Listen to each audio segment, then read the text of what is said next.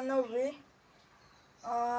निबंधाचा विषय अकालित पीड़ित की आत्मकथा। मैं भारत के एक सुंदर गांव में रहने वाला एक साधारण किसान हूँ। मेरा जीवन मिट्टी से जुड़ा हुआ है और मेरा इस धरती का माँ की सेवा में बिताता हूँ।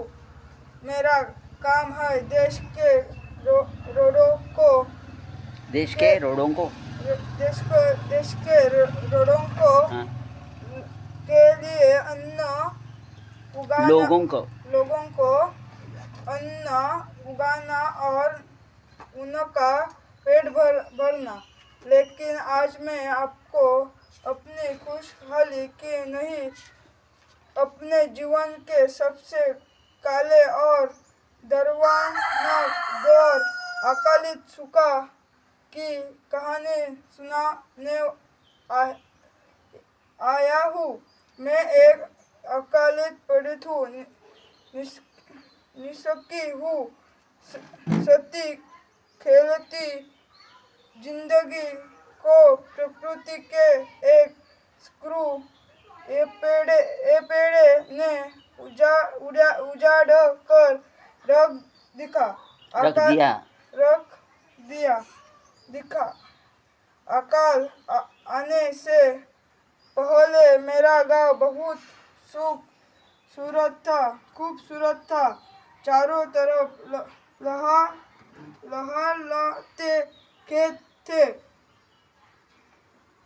पीने से पानी से लबालब भर थे और शाम को पक्षियों के चहकले की आवाज मन को सुकून देती थी।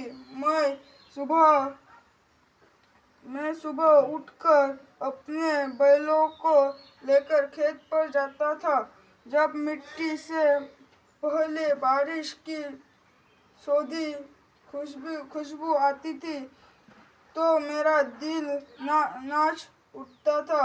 धरती से अन्न के रूप में सोना पैदा करता ही मेरी पूजा थी। मुझे विश्वास था कि मेरी मेहनत कभी बेकार नहीं जाएगी। फिर वह मनुष्य साल आया। मानसून का समय बीत गया, लेकिन आसमान में बादलों का एक टुकड़ा तक नहीं दिखा।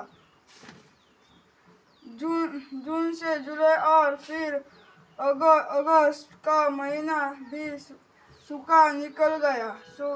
सूरज की तपिश दिन बढ़ते गए। धीरे धीरे एक सूख गए। तालाबों की मिट्टी चटकने लगी और हमारी हरी भरी फसलें आँखों के सामने झूलकर राख हो गई। धरती माँ जो कभी अन्न देती, अब उसमें गर्मी दरोज पड़ चुकी थी।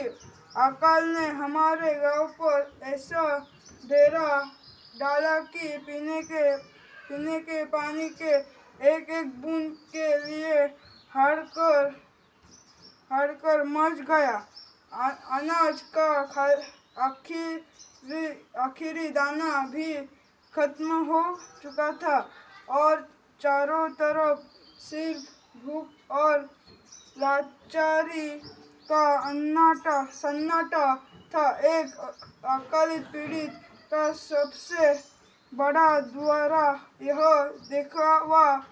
दिखावा होता है कि उसके सामने उसके